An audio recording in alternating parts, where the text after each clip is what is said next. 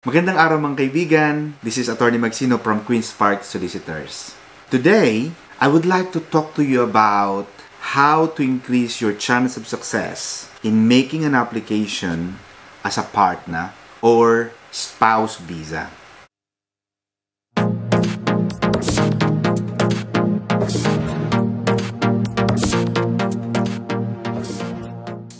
I have been hearing a lot of questions from especially Filipinos, how to improve my chances in my spouse visa or partner's visa application being made outside the UK or inside the UK.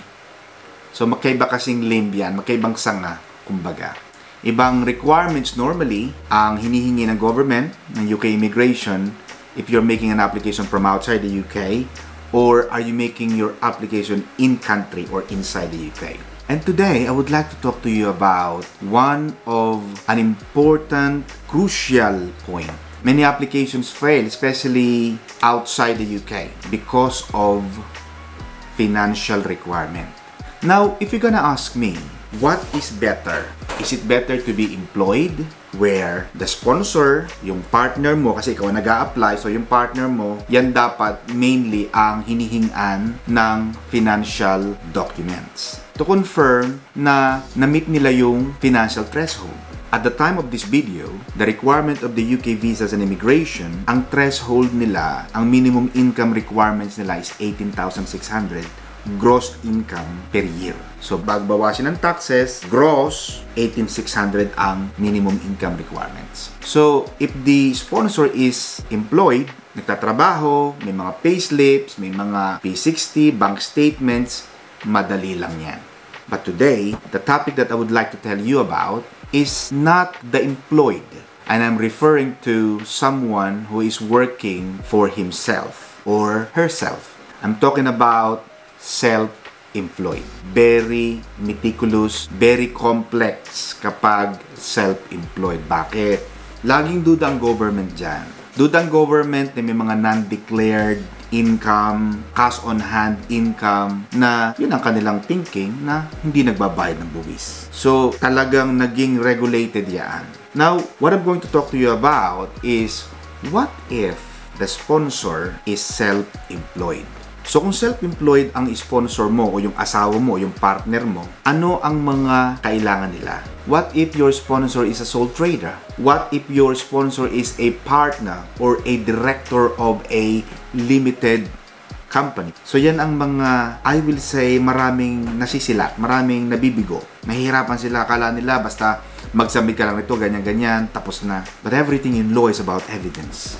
The law states the actual documents under the Appendix FMSE, the specified evidence, they highlights what specific documents a self-employed person must provide. Isa-isahin natin yan mga kaibigan. Number 1 is the annual self-assessment. Annual self-assessment is also known as SA 302 or SA 300. Depende kung ano yung ibinigay ng accountant ng partner mo, ng asawa mo sa kanya. Pero normally, in my experience, I always see SA 302. So that's number 1. Number 2, your partner or the sponsor, your sponsor, must also provide alongside with the application the proof of his business registration to the tax office. Normally sa company's house, meron yan. For example, XYZ Trading Limited, nakaregistered yung limited company sa company's house, and that certificate of incorporation, yan ang sinasubmit nila sa HMRC.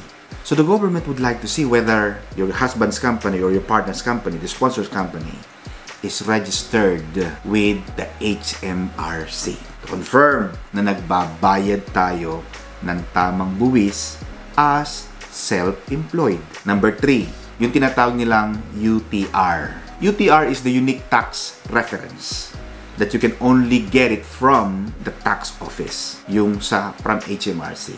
And number 4, business and personal bank statements. Business statements, bank statements, to cover the entirety of the full period being relied upon. Ano ibig sabihin nito? Kaya ang business very meticulous na, very rigid, very regulated kasi. For example, your sponsor is relying on the last financial tax year. For example, now at the time of this video is 2022, and you can speak to your accountant to verify on this. Oh, home office, I would like to rely on last financial income of the business, so 2021. The bank statement of the business must cover the entirety from 2021 up to the current. Usually by law is about 28 days before the date of the application. So you have to be very, very careful about the law, because if it says 28 days before the date of the application, you cannot say, oh, nag-submit na ako 11 months pero hindi mo na-abot yung 28. So it's very important that you follow the rules, because any deviation, any discrepancy that you did not meet on the box, it can amount to refusal. So the business bank account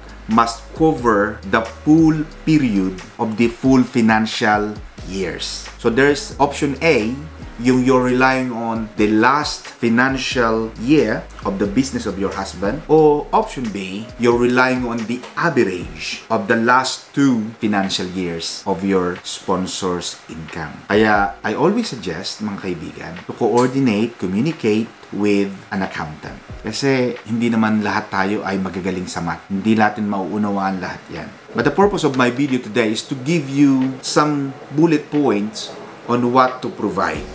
And then you can write this down, you can watch this video, write this down. If I can only add, the law says that further evidence must also be provided, showing that the sponsor, your husband or your partner, has an ongoing business. And this further evidence says that your partner, the sponsor, must provide or submit an unaudited accounts if the business doesn't require to produce unaudited accounts. Okay, ano yung unaudited account? Yung accounts na hindi inaudit. So your sponsor must provide an unaudited accounts if the business doesn't require an auditor to audit. So, kailangan mag-provide siya noon. Okay? Ano pa? Lastly is the company tax return. Iba kasi ang income ng personal, kasi maaaring may mga owner of the business or director of the business who is wearing 2 hats.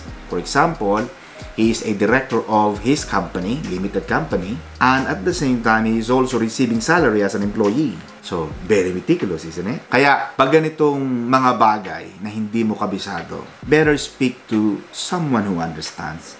A lawyer, perhaps. So, ano pa ang kailangan ng government? Kailangan din, usually, at makikita mo ito sa Companies House, a current appointment report. In the Companies House website, if you type the business registration number 12345 XYZ Trading Limited, Companies House will produce a tab that shows Mr. Juan de la Cruz is the current director of XYZ Trading Limited. That will prove that he is actually the director of the company he is claiming for. You can also add, if it's available, whether the company is charging VAT. Pwede ka rin mag-provide niyaan. Pwede mo rin i-provide yung VAT registration. So, as an employee, kasi minsan sabi ko nga, director siya, at the same time employee siya, so dalawa ang kanyang nare-receive na income. Income as a director and income as an employee. So, if he is wearing 2 hats, director and at the same time employee, on the employee side, he has to provide payslips. 6 months or 12 months, whichever is apply. Bank statement as an employee, P60 as an employee, which also confirms that he or she, your partner, is paying NI and tax. Mga kaibigan, these are all part and parcel of how to increase your chance of success in making an application for a spouse visa when your sponsor is self-employed or an owner or director of a company. So mga kaibigan, hanggang dito na lamang po, and if you have any questions, just drop me an email or call our office and then we are happy to help. God bless you.